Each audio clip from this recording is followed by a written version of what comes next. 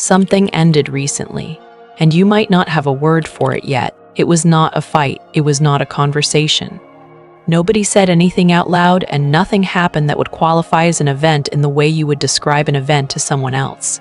You were just going about your day, or lying in bed, or standing somewhere ordinary like a kitchen or a parking lot or a hallway, and something that had been quietly running in the background of your entire experience just stopped. The hope. Not all at once, not dramatically, not in a way that announced itself or gave you time to brace for it. More like a sound you had grown so accustomed to that you stopped consciously registering it until the moment it went silent. And in that silence, you realized it had been there the whole time.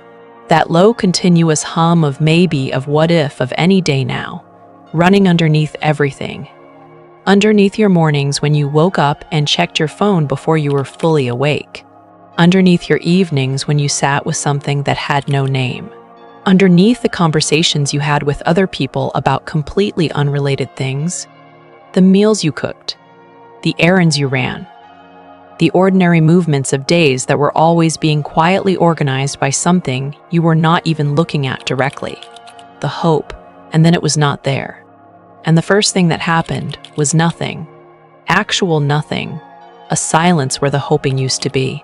And you did not know what to do with that silence because you had not been living in silence for a long time.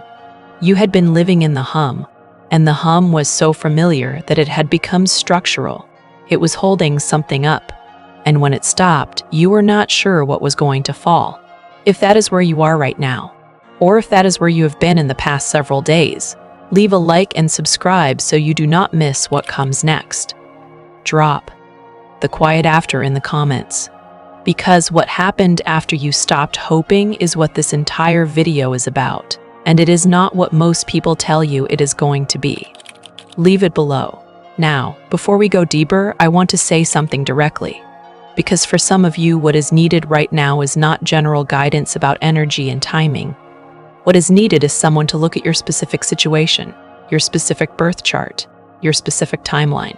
Because your journey has a blueprint, a cosmic map that is entirely yours, and that map has something specific to say about where you are right now, what is actually moving in your connection beneath the surface, and what comes next for you in particular.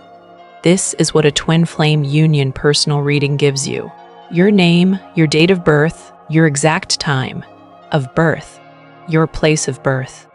That is all I need to open the coordinates of your journey. What I find inside those coordinates, where you're in this specific journey right now, the karmic threads running underneath your dynamic, the energetic patterns that have been slowing the timeline, what your soul contract with this person actually says, what the universe is currently building in the space between you, and what your next phase looks like. You receive a personal audio reading delivered directly to your inbox and a detailed PDF report you can return to again and again. The link is in the description. If you are ready to stop navigating this by feel alone and finally see your specific path clearly, that reading is waiting for you. Now let us go into what is actually happening. Today, March 31st, Venus moves into Taurus, her home sign, the sign she rules. After weeks of moving through Aries, where everything felt sharp and activated and like something was always about to break open, Venus arrives in the territory where she is most at home. And there is something about that shift that matters for exactly the moment many of you are sitting inside. Aries Venus was restless, it wanted, it leaned forward, it reached. There was a quality in these past weeks, running from late February through the end of March, of energetic reaching towards something just beyond the current moment. A craning forward. A kind of breathless anticipation held at the edge of itself, always on the verge of something. Taurus Venus does not reach. Taurus Venus arrives, settles, comes to ground, becomes still in a way that is not giving up and is not defeat, in a way that is, actually, its own kind of authority. And that transit is arriving on the exact day that many of you are sitting inside the strangest feeling you have had in this entire journey. Not the worst feeling, not the acute grief of early separation, Not the deep bone ache of those first weeks when you woke up and it hit you again every morning like something new. Something quieter than all of that. Something that you cannot quite locate in the categories of things you have been told to expect. Something that feels almost like stillness. You stopped hoping. And something that you did not expect came in immediately after. Not closure. Not acceptance in the clean, therapeutic sense that word is usually meant. Not a turning of the page. Something more ambiguous and more honest than any of those phrases. Something that does not have a ready category in the language of twin flame content, which tends to speak in either grief or reunion, and not much in the large, complicated middle territory where most of the actual lived experience of this journey happens. That territory is where you are. And the sky today is not an accident for why this is the moment you arrived here. There is a framework that describes what you are experiencing with more precision than most twin flame language does, and it does not come from spiritual communities. It comes from grief research, from the work of theorists like Pauline Boss and Therese Rando, who spent decades studying loss in its most complex and ambiguous forms, and what their work describes, with an accuracy that might actually make you exhale, is something called ambiguous loss. Ambiguous loss is not the grief of someone gone. It is not the grief that has a clear endpoint, a date, a fact. It is the grief of someone who is present and absent simultaneously. Someone who is real, who exists in the world, who you can sometimes locate, who may even make contact in limited or partial ways, but who is not there. Not in the way your soul knows they could be. Not in the way the depth of the connection between you has always pointed toward as possible. Present and absent. Here and not here. Real and unreachable. The research on ambiguous loss establishes something that most conventional grief frameworks miss entirely. It establishes that ambiguous loss is harder to process than clean loss. Harder, in measurable psychological terms, than grief that has a definitive endpoint. And the reason is precise. Grief with a clear endpoint allows the grieving mind to begin the work of reorganizing around the confirmed fact of the loss. The mind can begin to accommodate. Ambiguous loss does not permit this. It holds the mind in a kind of sustained suspension. Unable to fully grieve because the loss is not confirmed, the person is still alive and in the world. Unable to fully hope because the presence is not real enough, close enough, available enough to feed hope from direct experience. That suspension is what the hum was, the constant low-frequency vigilance of not knowing, of holding the question open because closing it felt like a kind of death, of keeping a part of your nervous system on alert for the signal that something was shifting, because the alternative, fully accommodating the reality that things might not shift in the way you needed them to, felt like something you were not yet equipped to hold. And then, not because you decided to, and not because you were finally ready, and not because anything external shifted to make it possible, but because the suspension itself became heavier than the uncertainty it was protecting you from, the hum stopped. This is not defeat. This is not evidence that the connection is not real. In grief theory, this specific internal event has a name. Rando calls it the accommodation of loss. Not acceptance, which implies something resolved and clean and finished. Accommodation, the gradual reorganizing of the self around a reality that is still painful, still uncertain, still alive with unanswered questions, but that can no longer be held at arm's length through the effort of sustained hoping. You have not decided he is gone. You have not given up on the connection. You have not concluded that what was real between you was not real. You have simply stopped using hope as a mechanism of control over an outcome you were never able to control. That is not small. That is one of the most significant psychological events in this journey. And it tends to happen quietly, without fanfare, in a moment so ordinary that you almost miss it. Almost. Here's what actually happens in the body and the psyche in the immediate aftermath of the hoping going quiet. And this is the territory that almost no twin flame content addresses because it is not dramatic enough to build a video around in the usual way. but it is the most important territory in late separation. It is where the real transition happens. What happens immediately after is disorientation, not despair, not relief, though a thin thread of something that might eventually become relief is present. Disorientation, because the hope, even in its exhausting and impossible form, was organizing your experience. It was the narrative frame. It gave your days a forward lean, an orientation towards something. It made the present tense feel like a waypoint en route to something else. And when it quiets, you are left with the present moment without the frame of anticipated future surrounding it. Just now, just today, just this ordinary day in late March, without the story of what this particular day is building toward. That is vertiginous, not because it is bad, because it is deeply unfamiliar. You are so accustomed to your experience having a horizon, a there that the here was always moving toward, that when the horizon is no longer being actively maintained by your hoping, you do not immediately know what to do with your own attention. Where does it go? What is it orienting toward? What does today mean if it is not a step in the direction of something specific? These are not signs that you made a mistake in letting the hope go quiet. They are signs of how completely the hoping had organized your life, of how thoroughly and for how long the hum had been running the background operating system of your days without your full awareness of it. And in the disorientation, if you allow it instead of rushing back into hoping to escape the unfamiliarity of the stillness, something else begins to arrive.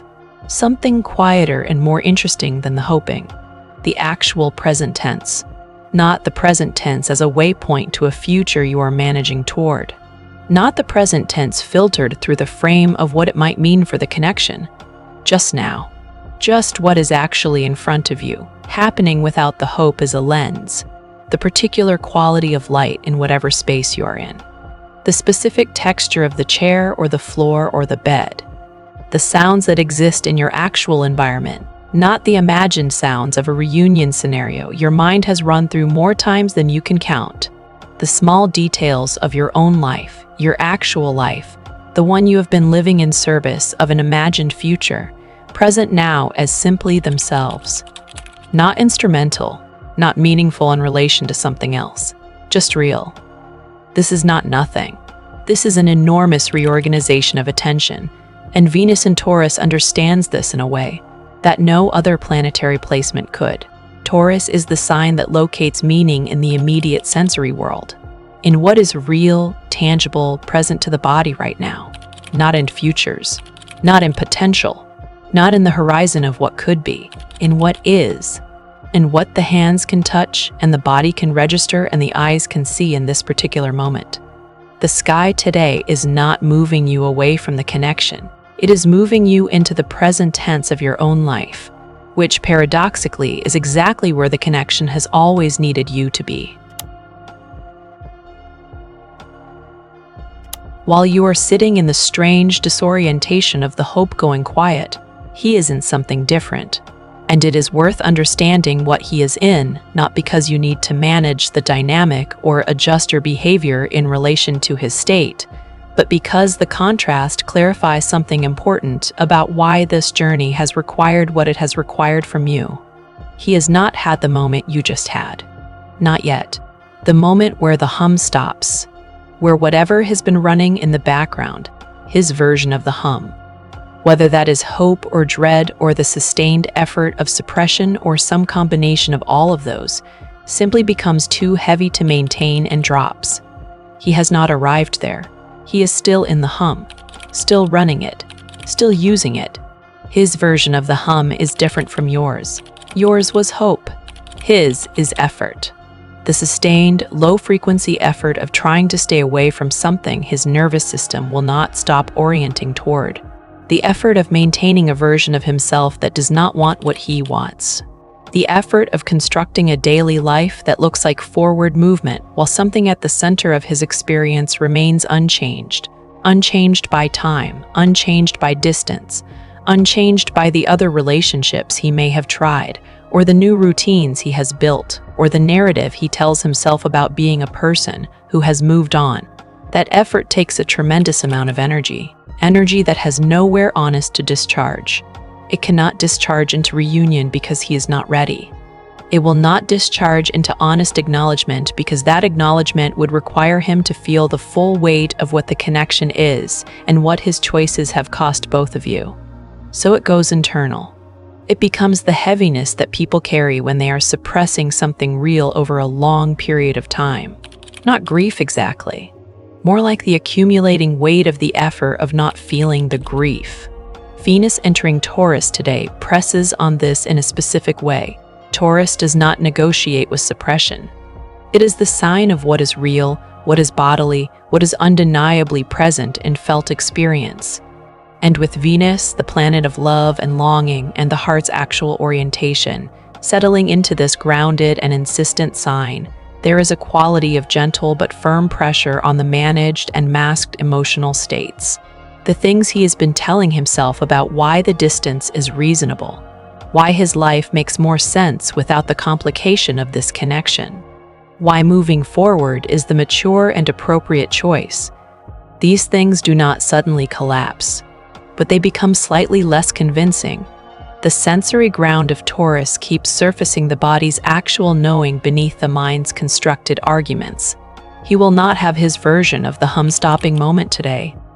That moment may be weeks or months ahead, but something in him is being pressured toward honesty in a way that the Aries energy of these past weeks was not doing. Aries activates. Taurus insists on what is real. Those are different kinds of movement. And what Venus and Taurus is insisting on, for him, is that what is real about this connection does not go away just because he is not looking at it directly. That is something. It is not everything, but it is something. Pauline Boss wrote something that people who have been through ambiguous loss return to again and again across the years of their healing. She wrote that the goal in ambiguous loss is not resolution.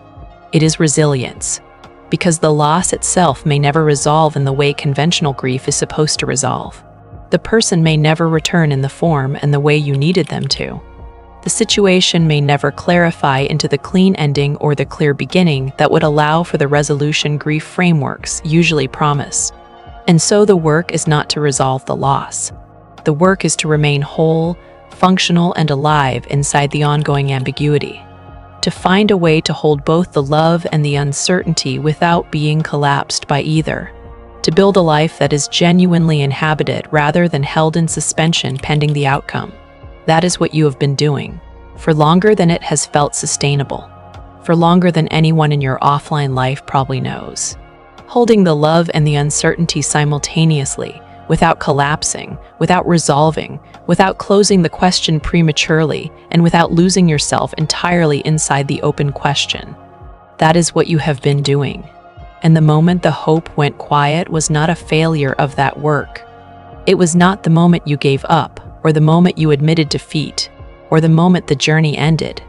It was the natural evolution of that sustained holding. You held the uncertainty long enough that something inside you was ready for a different relationship to it. Not resolution, a different relationship. The question changed from what if he comes back to who am I becoming while I wait to see? And then the question changed again, more quietly, to who am I? Full stop.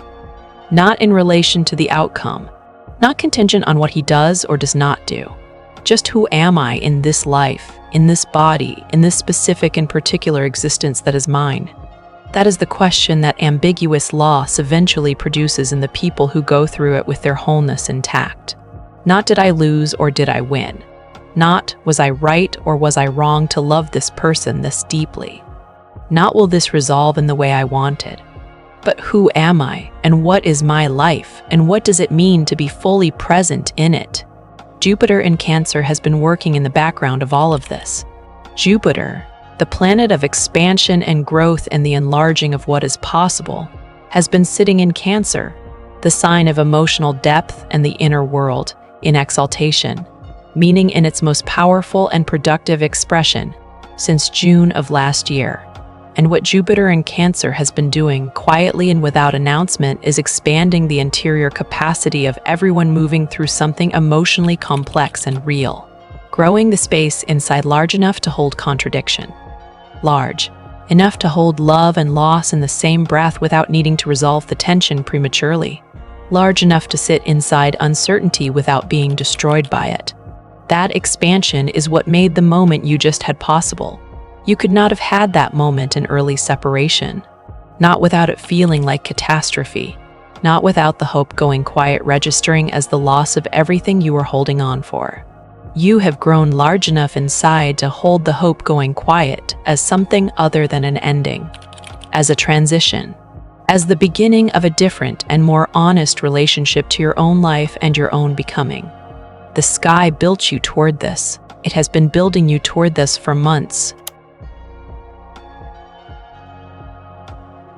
When you are in this stage of the journey, when the hope has gone quiet and the disorientation has set in and you're trying to understand what your growth actually looks like without the hope as an organizing frame, it is easy to feel like nothing is moving, like you are standing still, like all the work you have been doing on yourself, all the healing and the processing and the showing up for your own inner life has no visible shape or traceable form.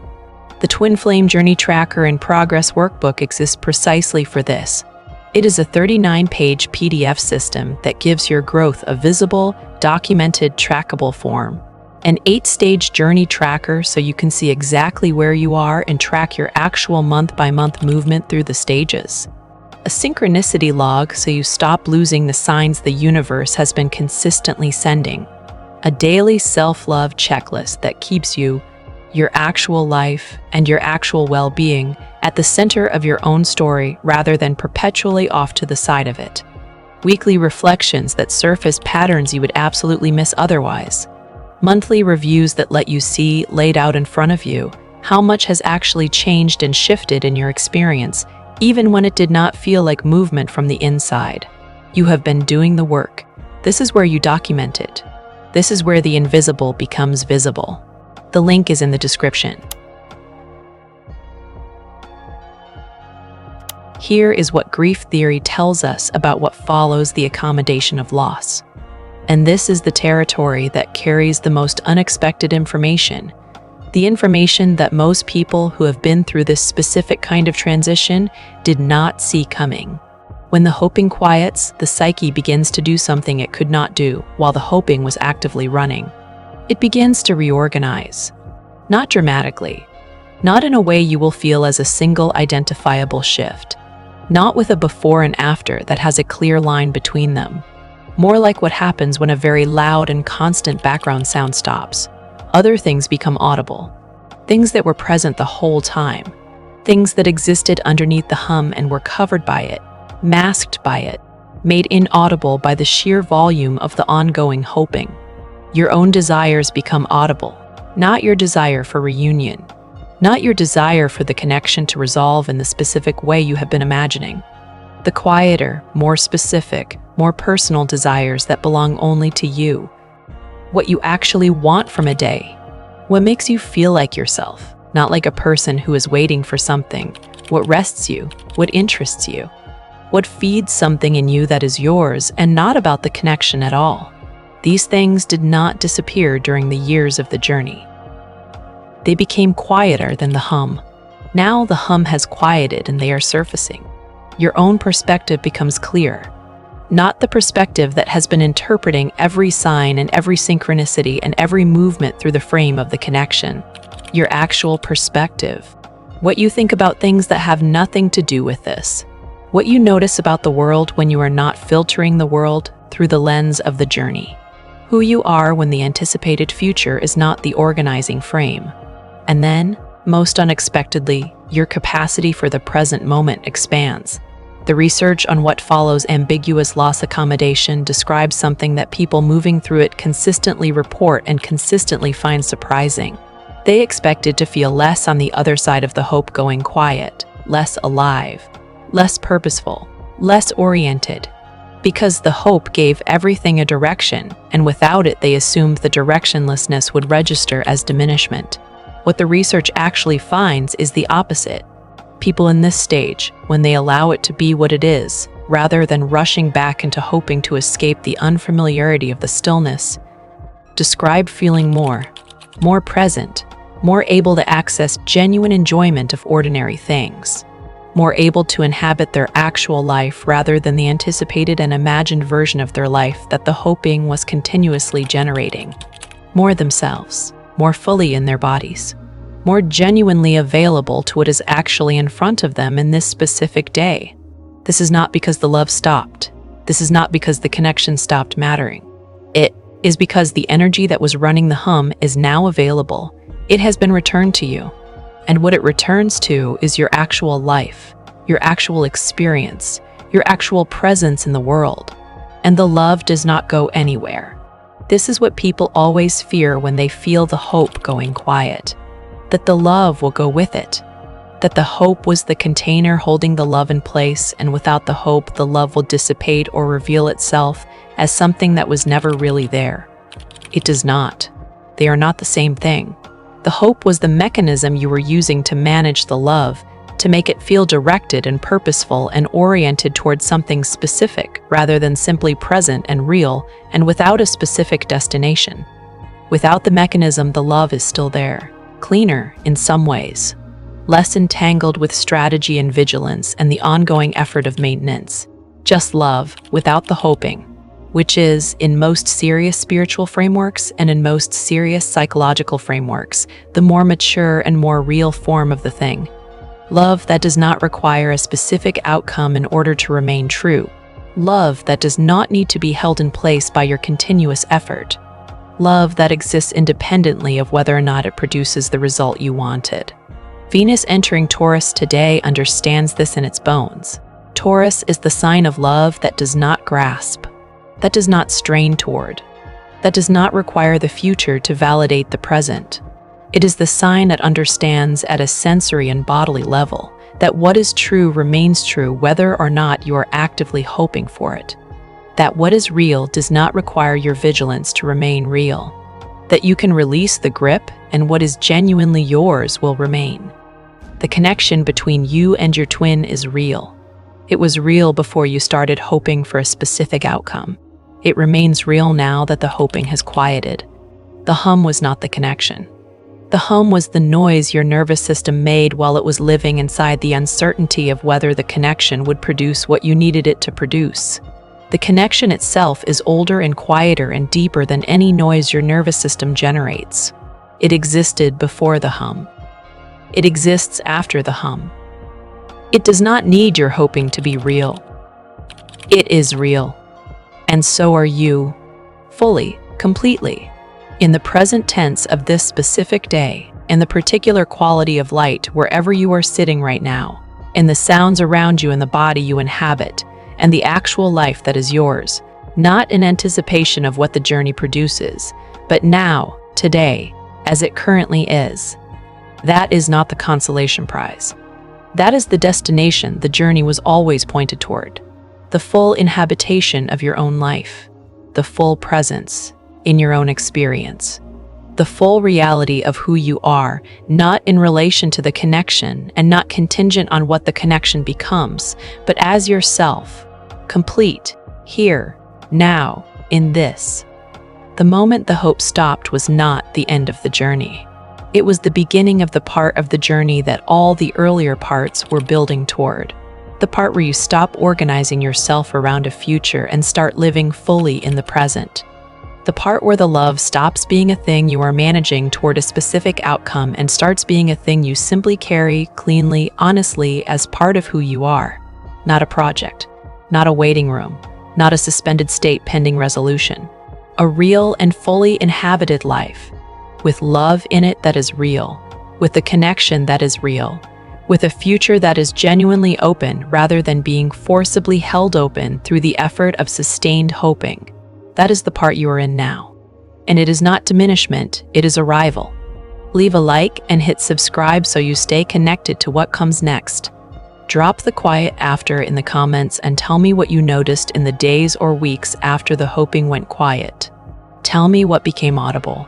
Tell me what shifted and how you were moving through your days.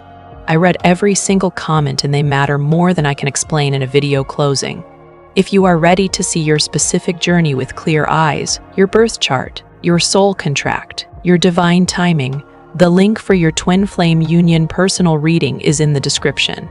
Your path deserves specific attention, not general guidance. I will see you in the next one.